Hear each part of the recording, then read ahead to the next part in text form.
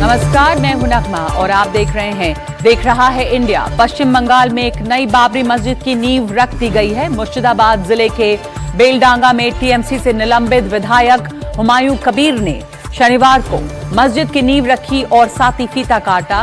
राज्य भर से करीब 2 लाख लोग यहां पर पहुंचे और हजारों लोग ईंट लेकर इस कार्यक्रम में आए। मस्जिद के समर्थन में कहा जा रहा है कि सरकार की कोई मदद नहीं ले रहे, अपने पैसे से बना रहे हैं और इस घटना से पूरे राज्य में तनाव की स्थिति है, जिसके चलते प्रशासन ने भारी सुरक्षा बल तैनात किया है।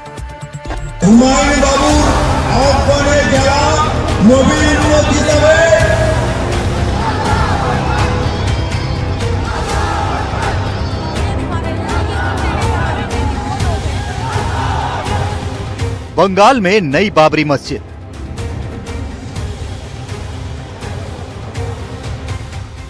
फीता काटा गया, नींव रखी गई।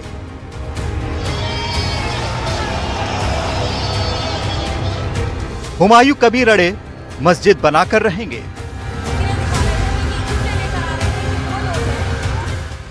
छह दिसंबर 1992 में अयोध्या में विवादित ढांचा गिरा दिया गया था। करीब 33 साल बाद अब एक नई बाबरी मस्जिद बनाने की कवायद शुरू हो गई है। अयोध्या से करीब 860 किलोमीटर दूर पश्चिम बंगाल में मुर्शिदाबाद जिले के बेलडांगा में बाबरी मस्जिद की नींव रखी गई।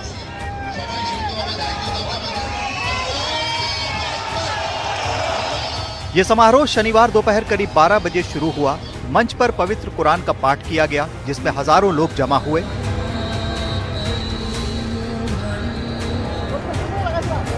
लोग सैकड़ों किलोमीटर की दूरी तय कर इस मस्जिद निर्माण के फाउंडेशन समारोह में शामिल होने के लिए पहुंचे।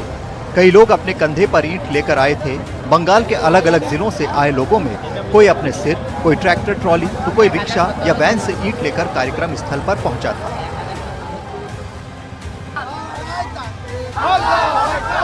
बिल्कुल, मैं इस समय जहां खड़ी हूं ठीक वहीं पर नेशनल हाईवे 12 पर, और यहीं पर तैयारी हो रही है बाबरी मस्जिद को बनाने की। बाबरी मस्जिद के लिए यहां पर सैकड़ों लोग एकत्रित हो रहे हैं। कोई ईंट लेकर आ रहा है, कोई सामान लेकर आ रहा है, तो वहीं दूसरी ओर प्रशासन की तरफ से करीब 3000 से ज्यादा पुलिसकर्मी मौजूद हैं, जो यहां पर लगातार ट्रैफिक की मॉनिटरिंग कर रहे हैं। आने जाने वाले लोगों का ध्यान रखा जा रहा है कि ये सुचारू रूप से ट्रैफिक चलता रहे।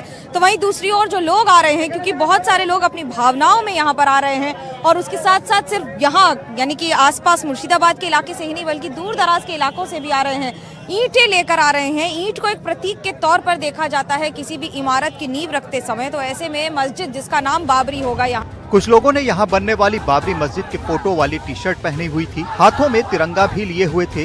इनका कहना है कि इनके दिल में मस्जिद और तिरंगा दोनों है। ये बाबरी मस्जिद जो है ना, जो बाबरी मस्जिद उत्तर प्रदेश में जो शहीद हो गया, सुप्रीम कोर्ट में जो राय दिया था वो बाबरी मस्जिद के खिलाफ नहीं था। बाबरी मस्जिद के जो प्लेस है वो उसके खिलाफ था। लेकिन बाबरी मस्जिद नहीं बनाया जाएगा ऐसा कभी नहीं बोला गया कुछ सुप्रीम कोर्ट से। और कल आप सुना है कोलकाता हाई कोर्ट में जो राय है उसमें भी बाबरी मस्जिद के खिलाफ कोई बात नहीं किया। इसलिए हम बाबरी मस्जिद बनाने के लिए जा रहे हैं। बाबरी मस्जिद हमारा दिल का हिस्सा है, हम बाबरी मस्जिद बनाना चाहते हैं। लेने के एक ही मकसद है हमारा, हम इंडियन हैं, इसलिए हम देश को लाभ करते हैं, ठीक है, देश को मोहब्बत करते हैं। इसलिए तिरंगा को जितना मोहब्बत करते हैं, देश को मोहब्बत करते हैं। हमारा एक ही बात है, मस्जिद हमारा दिल में है। धर्म की बात वो अलग छोड़ो, लेकिन ये जो तिरंगा है वो भी हमारा दिल की हिस्सा है। करीब 2-3 लाख लोगों के आने की बात कही जा रही थी। इसे देखते हुए पुलिस भी बड़ी संख्या में मौजूद थी। जगह जगह पुलिस वाले तैनात थे ताकि किसी तरह की कोई अप्रिय घटना न घटे। ट्रैफिक चालू रहे, भीड़ को संभालने की कोशिश जारी रही।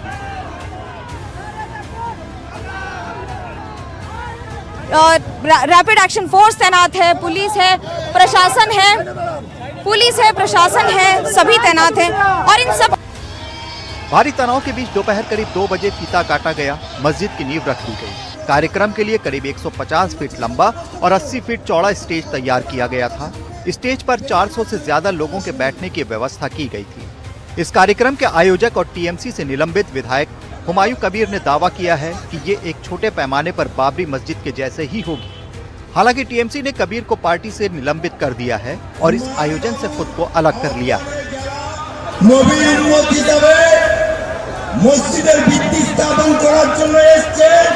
ये आ रहा था तो सहमति नहीं हो रहा। ममता दीदी भी फंस गया दोनों तरफ। तो देखा राजनीति करने को उनको भी अच्छा है हिंदू वोट के लिए। तो हिंदू वोट के लिए हम लोग अल्पसंख्यक है ना, इसलिए हुमायूं भाई को सस्पेंड किया। आज वो हिंदू होता तो सस्पेंड नहीं होता। यहाँ राम मंदिर बनता तो और भी लाखों लोग आता बहादुरी देने के लिए। उसको एमएलए मंत्री बनाया जाता। आज उसने एक बाबरी मस्जिद किया तो उसको सस्पेंड कर रहे हैं। हम लोग चाहते हैं जितना भी यहाँ पर आए हुए हैं उनको गृह मंत्रालय मंत्री बना देना चाहिए। हम लोग मंत्री का मांग कर रहे हैं। क्या कह रहे हैं आप? मंत्री इस्तीफा देना चाहिए मुख्यमंत्री से। क्यों वो मंदिर बना रहे तब कुछ नहीं हुआ, ये मस्जिद बना तो उसको सस्पेंड कर दिया। ये कैसा है? एक तरफ टीएमसी ने 4 दिसंबर को ही हुमायूं कबीर को पार्टी से सस्पेंड कर दिया था। वहीं कोलकाता हाई कोर्ट ने शुक्रवार को मस्जिद निर्माण पर रोक लगाने से इनकार किया था। साथ ही शांति बनाए रखने के लिए राज्य सरकार को सुरक्षा के पर्याप्त इंतजाम बनाए रखने के निर्देश दिए थे। हुमायूं कबीर कह चुके हैं कि मस्जिद बनाने के लिए 25 बीघा जमीन है। ये भी दावा किया है कि सरकारी धन की जरूरत नहीं होगी, सरकार से एक पैसा नहीं लेंगे। लेकिन सवाल यह है कि क्या मस्जिद निर्माण का सहारा लेकर राजनीति तो नहीं की जा रही है? मुर्शिदाबाद से मनोज्ञा लोईवाल के साथ ब्यूरो रिपोर्ट एनडीटीवी इंडिया। और मुर्शिदाबाद से इस वक्त जुड़ गई हैं मेरे साथ मनोज्ञा लोईवाल। मुर्शिदाबाद में क्या कुछ हुआ आज दिन भर? मनोज्ञा, आपकी नजर थी तमाम घटनाक्रम पर। बहुत सारी लोग वहां पर पहुंचे थे बड़ी तादाद में। तो आज दिन भर का घटनाक्रम क्या रहा? वहां का मूड माहौल कैसा था? सियासत कैसी थी? सियासत का तापमान बढ़ता चला जा रहा है, लेकिन सर्दी में जब तापमान घटता है तो ऐसा लग रहा है कि मुर्शिदाबाद में आज तापमान 100 डिग्री के पार था। क्योंकि जिस तरह से लोग यहाँ एकत्रित हुए हैं और जिस संख्या में एकत्रित हुए हैं, और जितने भी आए थे, जो जिसे गाड़ी नहीं मिली वो पैदल आया है और कई किलोमीटर तक पैदल चलकर आया है। किसी ने अपने हाथ में ईंट रखी थी तो किसी ने अपने हाथ में सीमेंट या जो सामान मिल जाए वो लेकर यहाँ पहुँचा। बात सिर्फ राजनीति, बट राजनीति के परे की थी, क्योंकि एक और 6 तारीख और वहीं दूसरी ओर मस्जिद जिसका नाम बाबरी रखा गया है। इस मस्जिद को बनाने के साथ साथ ये कवायद तो पूरी हो गई है कि हुमायूं कबीर को भले ही तृणमूल कांग्रेस से निकाल दिया गया हो, उन्हें हटा दिया गया हो पार्टी से, और पार्टी ने अपनी दूरी बना ली हो, पर उन सब के बीच में आज यहाँ पर जिस तरह से लोग एकत्रित हुए हैं, उन्होंने एक बड़ा संदेश दे दिया है। संदेश इस बात का कि जब ज़मीन पर यहाँ एक साथ एकत्रित हुए ये लोग एक साथ आए हैं, तो आज बाबरी मस्जिद को बनाने के लिए एक नींव रखी गई। और नींव रखने के साथ आज जिस तरह से कलकत्ता हाईकोर्ट का ऑर्डर था कि प्रशासन उसमें ध्यान रखे कि किसी भी तरह की घटना ना हो, ठीक उसी तरह से भले ही रास्ते पे आपको ट्रैफिक दिख रहा हो, घंटों यहाँ पर जाम लगा है क्योंकि लोगों की तादाद इतनी ज़्यादा हो गई है। कई लोग खेतों से पैदल चलते हुए आए, लेकिन आज जब नींव रखी गई तो उसके साथ साथ हुमायूं कबीर ने भी ये साफ कर दिया कि आने वाले दिनों में भले ही कुछ भी हो, मस्जिद यहीं बनाई जाएगी। धन्यवाद आपका मनोज्ञा इस जानकारी के लिए। हुमायूं कबीर इस बात पर अड़े थे कि मस्जिद यहीं बनेगी और बड़ी तादाद में लोग यहां पर पहुंचे भी आज तमाम तरह के सामान लेकर। तो बंगाल में बाबरी मस्जिद की नींव डाल दी गई है, लेकिन जहां से इसको लेकर विवाद शुरू हुआ था वो है रामनगरी अयोध्या। और यहां हमारे सहयोगी ने वहां के साधु संतों से इसको लेकर बातचीत की। क्या कहना है उनका, देखिए ये रिपोर्ट। मुर्शिदाबाद में बाबरी मस्जिद के नाम पर जो प्रयोग किया जा रहा है, जिस मस्जिद को बनाने की कोशिश की जा रही है, अयोध्या में हम मौजूद हैं। बाबरी मस्जिद का इतिहास अयोध्या से है। यहाँ के साधु संत इस प्रयास को लेकर क्या सोचते हैं, सीधे साधु संतों से बात करेंगे। महाराज जी, प्रयास जो ये मुर्शिदाबाद में हो रहा है कैसे देखते हैं? अत्यंत निंदनीय है, दुखद है, दुर्भाग्यपूर्ण है। इस प्रकार का कृत्य करना जो इस्लामिक षड्यंत्र के तहत देश को जो है अंदर ही अंदर इस्लामिक जो है बनाने का जो चर्चा कर रहे हैं, ऐसे पापाचारी बलात्कारी के नामो निशान नहीं रहने दिया जाएगा। आपको बनाना बनाओ ना, मोहम्मद पैगंबर के नाम पे बनाओ, अपने नबी के नाम पे बनाओ, एपीजे अब्दुल कलाम के नाम पर बनाओ, वीर हमीद के नाम पे बनाओ, जो राष्ट्र के लिए कुछ किया हो उसके नाम पे बनाओ। क्या आपको यही पापाचारी लोग हैं जो ये पाप करने का काम किया था, जो नरसंहार करने का काम किया था, जो बलात्कार करने का काम किया था, ऐसे बलात्कारी के नाम रखो? जो इबादत का जगह पवित्रतम स्थान है वह इबादत करोगे ऐसे भ्रष्टाचारी के नाम पर, तो वह जगह भी तुम्हारा भ्रष्ट हो जाएगा। इसलिए अगर इस प्रकार का दुस्साहस करोगे,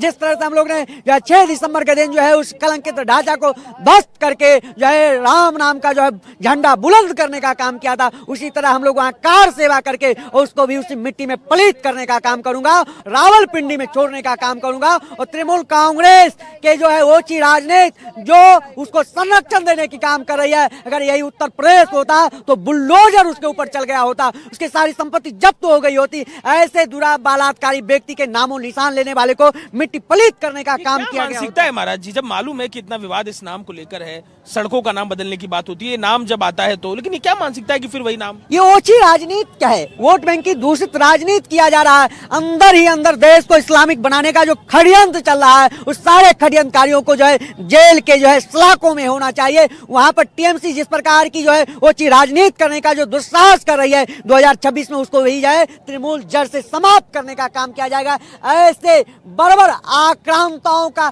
नाम लेना महापाप है। हुमायूं कबीर महापापी है, जल्लाद है और कैंसर रोग से पीड़ित है। उसका ऑपरेशन करना सनातनी जानते हैं, ऑपरेशन अच्छी तरह किया जाएगा। गोली खाई है, हम लोगों ने गोली खा के बनाया है।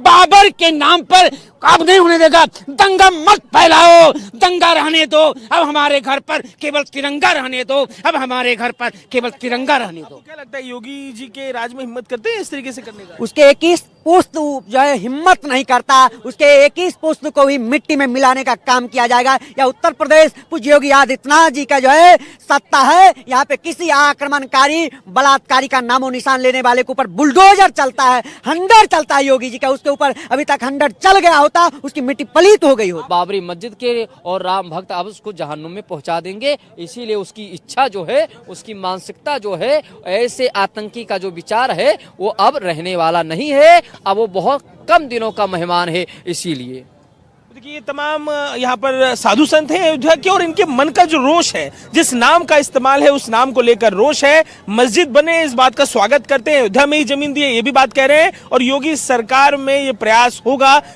तो क्या कार्रवाई होगी इसका भी बात करते हुए साधु संत दिखाई दे रहे हैं। और इस बीच कई मुस्लिम नेताओं और धर्मगुरुओं ने कहा है कि मुर्शिदाबाद में नई बाबरी बनाने की कोशिश एक राजनीति के तहत की गई है, इसका इस्लाम से कोई लेना देना नहीं है।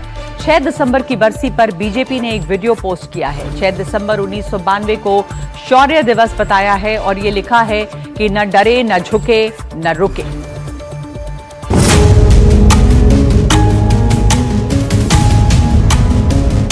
ये वो वीडियो है जो बीजेपी ने सोशल मीडिया एक्स पर डाला है। करीब 1 मिनट 19 सेकंड के इस वीडियो के जरिए 6 दिसंबर 1992 को अयोध्या में जो हुआ उसे शौर्य दिवस के रूप में याद किया है। इस वीडियो पोस्ट में लिखा गया है, श्री राम मंदिर आंदोलन में अपने प्राणों की आहुति देकर देश के सांस्कृतिक पुनरुत्थान का मार्ग प्रशस्त करने वाले सनातनी वीरों को शौर्य दिवस पर शत शत नमन। वीडियो में कांग्रेस और समाजवादी पार्टी पर भी निशाना साधा गया है। बीजेपी जहां 6 दिसंबर को शौर्य दिवस बता रही है, वहीं AIMIM इसे काला दिवस बता रही है। अजीब माहौल है, इंसाफ की बात करते हैं और एक मॉब वहां बल्कि हजारों की तादाद में लोग जमा होकर मस्जिद को शहीद कर दिए, और कोर्ट ये फैसला देता है कि हम किसी को भी मुजरिम नहीं करार दे सकते। जख्म तो वो है कि 6 दिसंबर 92 को मस्जिद को शहीद नहीं किया गया, बल्कि भारत के संविधान को कमजोर किया गया, आइन को, रूल ऑफ लॉ को कमजोर किया गया, उसको जख्म दिया गया। और आज वजीर आजम इस तरह की बात करते हैं। जिस दिन 6 दिसंबर 92 को मस्जिद को शहीद किया गया वो एक काला दिन था। तो ये ऐसी चीजें हैं जिसको हम कभी नहीं भूल सकते, ना भूलना चाहिए। याद रखिए, अगर कानून की बालादस्ती रहेगी, रूल ऑफ लॉ रहेगा, तो जमहूरियत मजबूत होगी, इंसाफ मजबूत होगा। पर 1992 भारत देश के लिए एक काला दिन था, डेमोक्रेसी के लिए काला दिन था, जिस दिन हमारी बाबरी मस्जिद को एक षड्यंत्र के जरिए शहीद कर दिया गया। और हमारा ये मानना है कि एक बार जहाँ मस्जिद थी है, ता कयामत तक मस्जिद रहेगी, हमारा ईमान बोलता है। अब मोदी जी तो संविधान की शपथ ली है, संवैधानिक पद के ऊपर बैठे हैं, गए वहाँ पे ध्वजारोहण किया। कि आप तो बोलते भी हो सबका साथ, सबका विकास, सबका विश्वास की भी आप बात करते हो, तो आप सिर्फ एक ही समुदाय के तो प्रधानमंत्री नहीं है ना। इस बीच 6 दिसंबर के ही दिन पश्चिम बंगाल के मुर्शिदाबाद में टीएमसी से निलंबित विधायक हुमायूं कबीर ने नई बाबरी मस्जिद की नींव रखी, फीता काटा। उनके इस काम को कई मुस्लिम नेता और धर्मगुरु धर्म के बजाय राजनीति से प्रेरित बता रहे हैं। ऐसा है, हुमायूं की बात छोड़ो आप, बाबर का बाप उमर शेख भी अगर कब्र से निकल के आ जाएगा तो भी जो है विदेशी आक्रांताओं की क्रिमिनल कम्युनल क्रूर करतूत के कलंक को फिर से स्थापित नहीं कर पाएगा। और ये जो विदेशी आक्रांताओं की क्रिमिनल कम्युनल और क्रूर करतूत रही है, वो कलंक मिट गया। लोगों के जो है वो जख्म पे जो है वो भर रहे हैं। आप उस पर जो है वो फिर से नमक छिड़कने की अगर कोशिश करेंगे तो ये हुमायूं की बात आप छोड़ दो, बाबर का जो बाप था उमर शेख, वो भी अगर कब्र से निकल के आ जाएगा तो इस विदेशी आक्रांताओं की जो क्रिमिनल कम्युनल क्रूर करतूत का कलंक जो पाताल में जा चुका है उसे नहीं निकाल सकते। मस्जिद इबादत के लिए है, मस्जिद सियासत के लिए नहीं है। सियासत का अखाड़ा मत बनाइए। मुर्शिदाबाद के अंदर आप बहुसंख्यक हैं, आप तमाशा कर लेंगे, लेकिन देश के अंदर रहने वाले बाकी हिस्सों के अंदर मुसलमानों के खिलाफ क्यों जहर पैदा कर रहे हो? 2019 में बीजेपी से इलेक्शन लड़ोगे हैं? जब तुम्हें बाबरी मस्जिद की शहादत नहीं याद आ रही थी, जब तुम बाबरी मस्जिद के शहादत शहीद करने वालों के हाथ में हाथ डाल करके चुनाव लड़ रहे थे, आज उन्हीं के कहने के ऊपर जब ये सब मामला पूरे देश में ठंडा है तो तुम उसे गरमा रहे हो और इसी को गरमा करके राजनीति करना चाहते हो। हुमायूं कबीर और उनके समर्थकों की तरफ से बाबरी की नींव रखे जाने का विरोध खुद मुस्लिम समाज में होने लगा है। मुस्लिम धर्मगुरु इब्राहिम हुसैन ने हुमायूं कबीर के इस कदम को देश में फसाद की साजिश करार दिया। वहीं इंडो इस्लामिक कल्चरल फाउंडेशन के सचिव ने भी बाबर के नाम पर मस्जिद का विरोध किया।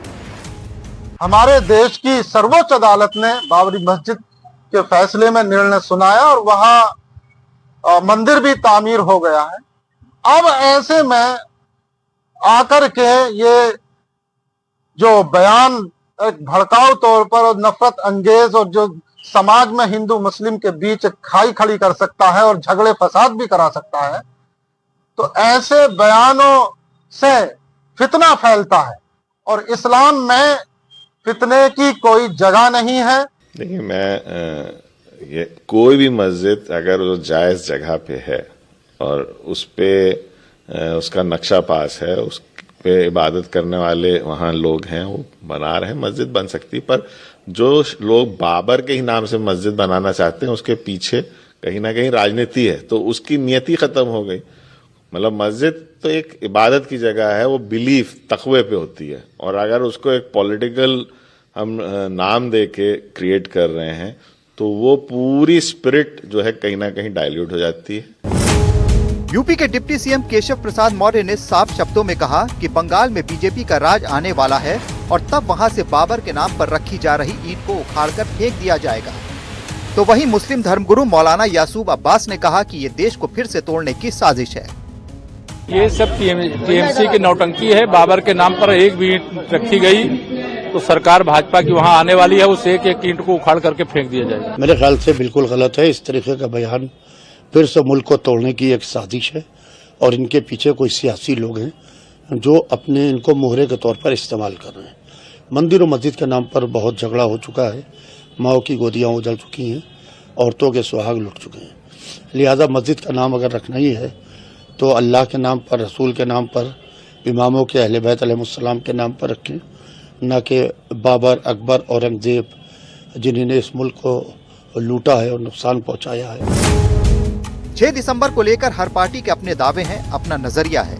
हर साल की तरह इस बार भी इस दिन को लेकर राजनीतिक बयानबाजी जारी रही। Bureau report, NDTV India. और आज 6 दिसंबर है। 33 साल पहले आज ही के दिन अयोध्या में बाबरी मस्जिद गिराई गई थी। हिंदुस्तान टाइम्स लीडरशिप समिट में यूपी के चीफ मिनिस्टर योगी आदित्यनाथ ने कहा कि 6 दिसंबर पर यूपी में अब कोई दंगा नहीं, सब चंगा है। सीएम योगी ने आज एक बड़ा ऐलान करते हुए ये संदेश दिया है कि अयोध्या के बाद अब काशी और मथुरा तक पहुंचेंगे। एक पुराना नारा याद आ गया जब राम जन्मभूमि आंदोलन चल रहा था कि अयोध्या की बारी है, काशी मथुरा बाकी है। तो कुछ है ऐसा भी क्या? देखिए, सभी जगह हम पहुंचेंगे, सभी जगह पहुंचेंगे और पहुंच चुके हैं। देखिए, विरासत पर किसी भी समाज को गौरव की अनुभूति होनी चाहिए और उसी दिशा में ये सारे प्रयास प्रारंभ हुए हैं। हम आभारी हैं माननीय उच्चतम न्यायालय के जिन्होंने सर्वसम्मति से जो भी तथ्य और प्रमाण प्रस्तुत किए गए थे उन प्रमाणों का अवलोकन करते हुए एक फैसला सुनाया। और भारत के लोकतंत्र की सबसे बड़ी विजय है कि माननीय उच्चतम न्यायालय के इस फैसले को सबने स्वीकार किया, सर्वानुमति से बनी हुई। और आज का दिन तो बहुत महत्वपूर्ण है, विवादित ढांचा हटाने का भी आज दिन है। तो स्वाभाविक रूप से एक कलंक हटा, तो एक विरासत की पुनर्स्थापना का कार्य देश के अंदर हुआ। और आज आप देख रहे होंगे श्री राम जन्मभूमि पर भगवान राम के भव्य मंदिर के शिलान्यास के बाद करोड़ों लोग वहां पर आए। हम लोगों ने 2017 में आने के बाद यह तय किया था कि हमें इसकी सूरत को बदलना है, उत्तर प्रदेश के परसेप्शन को चेंज करना है। इसके लिए अपराध और अपराधियों के प्रति जीरो टॉलरेंस, भ्रष्टाचार और भ्रष्टाचारियों के प्रति जीरो टॉलरेंस। और मुझे आत्मिक संतुष्टि होती है जब हम लोग उत्तर प्रदेश के अंदर सुरक्षा का एक बेहतर माहौल आज के दिन पर देखते हैं, दंगा मुक्त प्रदेश को देखते हैं। आज 6 दिसंबर है, उत्तर प्रदेश में इस समय कर्फ्यू जैसा माहौल होना चाहिए, लेकिन मैं उत्तर प्रदेश के अंदर 2 कार्यक्रमों को करके अब दिल्ली में बैठा हूं, ताज होटल में, एसटी लीडरशिप समिट में बैठा हूं। उत्तर प्रदेश में न दंगा है न कर्फ्यू है, उत्तर प्रदेश में सब चंगा है, इसके लिए कोई समस्या नहीं। देख रहा है इंडिया में, एक ब्रेक का वक्त है। आगे देखेंगे कैसे 6 दिसंबर पर यूपी में सुरक्षा के इंतजाम है और कैसे अयोध्या से मथुरा तक कड़ा पहरा रहा। फौरन लौटते हैं।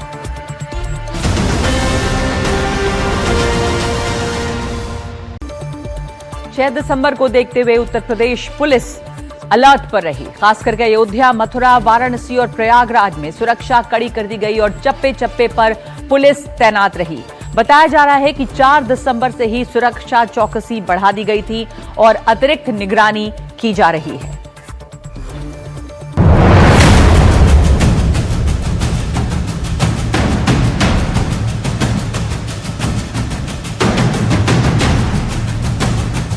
छह दिसंबर यूपी में अलर्ट, चप्पे चप्पे पर सुरक्षा का पहरा, सोशल मीडिया पर भी नजर। बाबरी विध्वंस की बरसी पर यूपी के अलग अलग हिस्सों में सुरक्षा के खास इंतजाम किए गए। चप्पे चप्पे पर पुलिस मौजूद रही, चेकिंग और छानबीन जारी रही ताकि कहीं कोई अप्रिय घटना न हो जाए। अयोध्या, मथुरा, वाराणसी, प्रयागराज में सुरक्षा के खास इंतजाम किए गए। तस्वीरें अयोध्या की हैं। यहाँ आम दिनों के मुकाबले सुरक्षा काफी ज्यादा दिखी। पुलिसकर्मी मार्च करते दिखे, हर सड़क चौराहे पर नजर रही। 4 दिसंबर से ही यहाँ अतिरिक्त निगरानी की जा रही है। पुलिस ने पैदल मार्च किया, लोगों से सहयोग की अपील की। पुलिस के बड़े अधिकारी खुद सड़कों पर मौजूद रहे। किसी भी अनहोनी से बचने के लिए शहर में पहले से कई स्थानों पर बैरियर लगाए गए। पुलिसकर्मी है, फ्लैग मार्च लगातार जारी है। हाथों में जो अपने गियर्स हैं, चाहे प्रोटेक्टिव गियर्स हैं, इसके साथ ही जो हथियार हैं, चाहे वो लाठी हो, राइफल्स हो, गन हो, अलग अलग तरीके के इक्विपमेंट्स के संग ये फ्लैग मार्च लेकर निकले हैं शहर के एक हिस्से से गुजरते हुए। अब जब मुख्य शहर की तरफ आते हैं तो इन सूर्य द्वारों को देखिए। जब आप जाते हैं तो ये तमाम खंबे हैं, इन पे सूर्य के प्रतीकात्मक संकेत लगे हुए हैं, बताते हुए कि अयोध्या में प्रवेश हो गया। और इनके साथ ही एंट्री होती है। और देखिए किस तरीके से जो व्हीकल आ रहा है, चाहे 2 पहिया हो, 4 पहिया हो, रोक रोक कर पुलिसकर्मी उनकी जांच कर रहे हैं। यहाँ मुस्तैद पुलिसकर्मियों को देखिए, एक तरफ से बड़े फ्रेम में हम आपको तस्वीरें दिखा रहे हैं किस तरीके से ये पुलिसकर्मी खड़े हैं और निर्देशों का इंतजार कर रहे हैं। रामपथ पर जो रास्ता राम मंदिर की तरफ जाता है, वहाँ पुलिस की भारी मौजूदगी रही। आने जाने वाले गाड़ियों का सघन जांच की जा रही है। दरवाजा खोलकर, डिक्की खोलकर गाड़ियों की जांच हुई। अयोध्या में आने जाने वाली गाड़ियों की जांच पुलिस कर रही है। आप देखिए अयोध्या में राम मंदिर की तरफ कोई गाड़ी अगर आ रही है तो पुलिस की टीम किस तरीके से आगे बढ़कर यहां पर जांच करती हुई दिखाई दे रही है। दरवाजों को खुलवाया जा रहा है, डिग्गी खोलकर देखिए जांच करते हुए पुलिसकर्मी यहां पर दिखाई दे रहे हैं। डिग्गी में क्या सामान रखा है, चाहे अयोध्या की लोकल गाड़ी हो, बाहर से आ रहा कोई टूरिस्ट हो, तमाम गाड़ियों की गहन जो जांच है पुलिसकर्मी करते हुए दिखाई दे रहे हैं। आप देखिए किस तरीके से इस गाड़ी को खोलकर क्या सामान रखा है उसे जांचा परखा जा रहा है। तमाम अधिकारी, सीओ और इसके अलावा दूसरे पद के जो सीनियर अधिकारी हैं वो भी मौजूद हैं और आने जाने वाली गाड़ियों की जांच कर रहे हैं। इस बीच अयोध्या केस में बाबरी मस्जिद के पक्षकार इकबाल अंसारी ने कहा कि अयोध्या का मुसलमान पुरानी कड़वाहट भूल चुका है। सभी में भाईचारा रहा, मुसलमानों का कोई विरोध नहीं रहा और सभी मंदिर की आस्था हिंदुओं में रही। आज पूजा पाठ हो रहा है। अयोध्या में आस्था धर्म की है, जात की है और समाज की है। भगवान राम का मंदिर बन चुका है। अब 6 दिसंबर मुसलमान भूल गया है। 6 दिसंबर के चलते पूरी अयोध्या नगरी अभेद किले जैसी सुरक्षा में नजर आई। पुलिस के साथ पीएसी और केंद्रीय सुरक्षा बलों की टीमें सघन चेकिंग अभियान में जुटी दिखाई दी। सार्वजनिक जगहों पर भीड़ इकट्ठा करने, जुलूस निकालने या सभा करने की मनाही कर दी गई है। ये तस्वीरें मथुरा की हैं। 6 दिसंबर को देखते हुए मथुरा में कड़ी चौकसी बरती जा रही है। श्री कृष्ण जन्मभूमि और शाही ईदगाह के पास सुरक्षा के इंतजाम कड़े रखे गए हैं। सुरक्षा कर्मी लगातार मार्च करते दिखे। देखा जा रहा है बाहर से आने वाले लोगों पर नजर रखी जा रही है। इसके साथ आप देख सकते हैं यहाँ पर जो है नमाज अदा करके ये लोग आए हैं और यहाँ पर पुलिस बल पूरी तैनात है और देख रहे हैं कि कोई भी बिना आधार कार्ड चेक किए पुलिस यहाँ पर नहीं भेज रही और संदिग्ध लोगों पर पुलिस की पूरी नजर है। जो होटल है, गेस्ट हाउस है, बाहर से आने वाले लोग हैं, उन पर निगरानी रखी जा रही है। 6 दिसंबर को देखते हुए काशी में भी सुरक्षा चाक चौबंद कर दी गई। श्री काशी विश्वनाथ मंदिर में सुबह से भक्तों का जमावड़ा लग जाता है। यहाँ चप्पे चप्पे पर सुरक्षा कर्मियों की तैनाती थी। संगम नगरी प्रयागराज में सुरक्षा कड़ी रही। जगह जगह बैरियर लगाए गए हैं। भीड़ न लगाने की अपील की गई। Bureau report, NDTV India. Uttar Pradesh में अवैध बांग्लादेशियों के खिलाफ सरकार सख्त हो गई है। सीएम योगी आदित्यनाथ के निर्देश के बाद लखनऊ से लेकर कानपुर, हापुड़ और मेरठ में भी अवैध बांग्लादेशियों की तलाश की जा रही है। उन्हें पकड़कर डिटेंशन सेंटर में डाला जा रहा है, जहां से उन्हें वापस उनके देश भेजा जाएगा।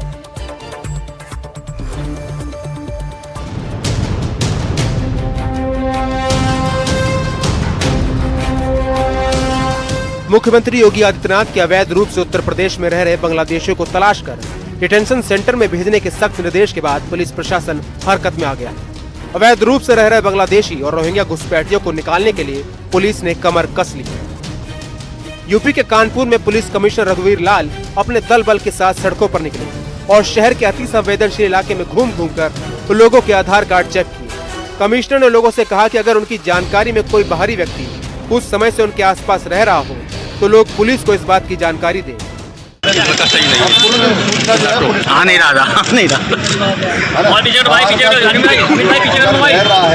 कहीं झुग्गी झोपड़ियों में रहते हैं, आकर के बाहर के रहते हैं या अपना वोटर आईडी कार्ड भी बना देते हैं, तो इसका लाभ उनको मिलेगा। तो ये होने नहीं देना। लाभ जो है हमारे लोगों का हमारे यहाँ कहाँ ले जाएं?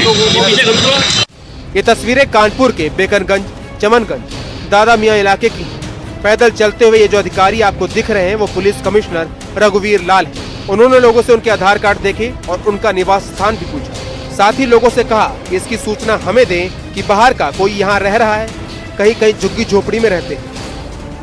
पुलिस कमिश्नर रघुवीर लाल ने बताया कि अवैध घुसपैठियों के खिलाफ चलाए जा रहे अभियान के क्रम में कानपुर में 1100 संदिग्ध लोगों की सूची बनी थी, जिनमें 250 लोगों के पते संदिग्ध मिले।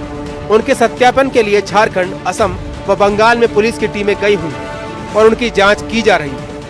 हमारे पास कुछ जो पूर्व में बनी हुई सूची है उसमें से 1100 लोगों की सूची बना रखी थी। 850 लोगों का सत्यापन हो चुका है। 250 लोगों के सत्यापन के लिए हमने अपनी टीमें बंगाल, असम और झारखंड में भेजी है। उसका भी शीघ्र हमारे पास सत्यापन मिल जाएगा। जहां जिन इलाकों में बताया गया है कि बाहर के लोग रह रहे हैं, वहां पर सत्यापन के लिए हमारी टीमें लगी हुई हैं। मेरठ में भी घुसपैठियों की खैर नहीं है। योगी की यूपी पुलिस ने उनके खिलाफ सर्च ऑपरेशन चला रही है। शहर से दूर के इलाकों की झुग्गी झोपड़ियों में उन्हें तलाशा जा रहा है। हर हलचल पर पुलिस की पैनी नजर है। घुसपैठियों को तलाशने के लिए पुलिस रात दिन एक कर रही है। मेरठ में योगी की यूपी पुलिस ने बड़ा अभियान छेड़ रखा है। इसमें पुलिस द्वारा निरंतर ये अभियान चलाया जा रहा है, जिसमें कि अनाधिकृत रूप से निवास करने वालों की शिनाख्त करने के लिए जो ऐसे क्षेत्र हैं जहां पर की कच्चे मकान है या अवैध कॉलोनियां हैं, अनाधिकृत मकान बना रखे हैं लोगों ने, वहां पर जाकर पुलिस चेकिंग कर रही है। इसमें जहां के निवासी हैं वहां का इनका आईडी कार्ड लिया जाता है, प्रतिलिपि ली जाती है उसकी, साथ ही इनके पारिवारिक जो डिटेल है वो नोट किए जाते हैं। और जहां से आए हैं विशेष करके गैर प्रदेश से यानी कि प्रदेश के बाहर से, वहां पर इनकी जो आईडी है उसे भेजकर सत्यापित करवाया जाता है। हापुड़ में भी अवैध रूप से रहने वाले लोगों के खिलाफ पुलिस ने चेकिंग अभियान तेज कर दिया है। पुलिस ने आज मेरठ रोड पर स्थित झुग्गी झोपड़ी में रहने वाले लोगों का सत्यापन किया। लोगों से उनके आधार कार्ड तथा पहचान पत्र सहित दस्तावेजों की जांच की गई। जिले में किसी भी प्रकार की अवैध घुसपैठ को रोकना और संदिग्ध व्यक्तियों की पहचान करना उनकी प्राथमिकता है। यूपी में योगी सरकार के आदेश के बाद जो बांग्लादेशी घुसपैठियां हैं उनको लेकर चेकिंग अभियान चलाया जा रहा है। इस वक्त आप तस्वीरों में देख सकते हैं हापुड़ पुलिस जो है, जो झुग्गी झोपड़ियों में रहने वाले लोग हैं उनके आधार कार्ड, उनके पहचान पत्र को चेक कर रही है। और नगर पुलिस देख सकते हैं इस वक्त जो झुग्गी झोपड़ियों में लोग रहते हैं उनके आईडी को वेरीफाई किया जा रहा है। और हापुड़ में अलग अलग स्थानों पर ऐसा ये अभियान चलाया जा रहा है। कुछ लोगों से बात करने की कोशिश करते हैं। आप लोग ये बताइए, क्या नाम है आपका? मेरा नीश। पुलिस वाले आए, क्या बोल रहे हैं?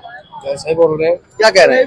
ये सही बोल रहे हैं, बाहर का कोई लोग नहीं है यहाँ पर, रहने नहीं चाहिए। क्या क्या चीज मांगी जा रही है आप लोगों से? आधार कार्ड मांग रहे और क्या मांग रहे?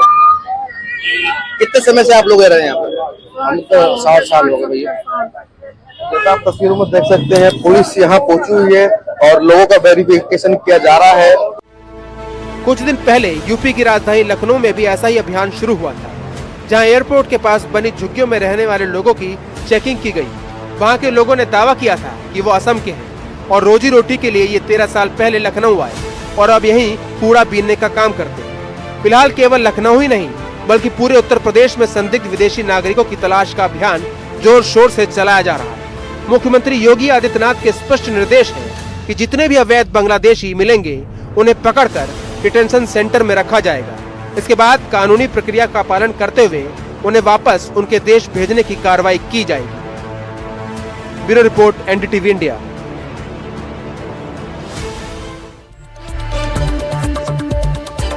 इंडिगो में आए संकट से सबसे ज्यादा परेशानी आम लोगों को हुई है। एयरपोर्ट तक कई दिन तक लोग फंसे रहे हैं। किसी का सामान चेक इन कर दिया गया लेकिन फ्लाइट नहीं उड़ी, लगेज मिला नहीं। लोगों का गुस्सा भी फूटा, आंसू निकले और बहुत ज्यादा परेशानी हुई, लेकिन इसका कोई समाधान अब तक नहीं निकाला गया है।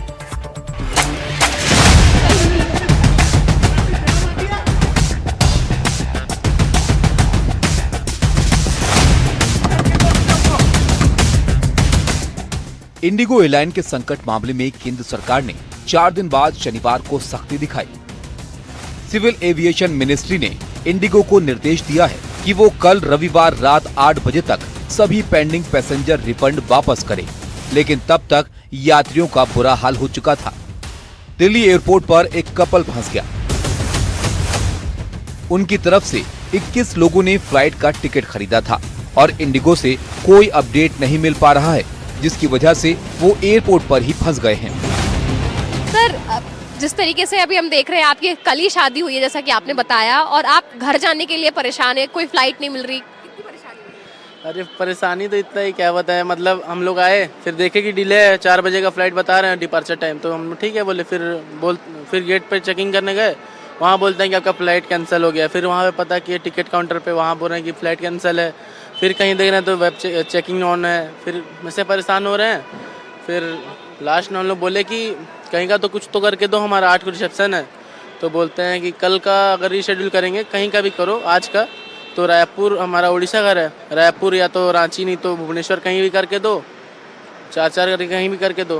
तो बोलते हैं कि कर तो देंगे लेकिन मतलब चांस नहीं है कि वो भी कंफर्म जाएंगे, डिले हो सकते हैं या तो कैंसिल वो भी हो सकता है। फिर बोलते हैं कि रीशेड्यूल करा देंगे आप लोग का टिकट 8 तारीख को। 8 तारीख को हमारा रिसेप्शन है।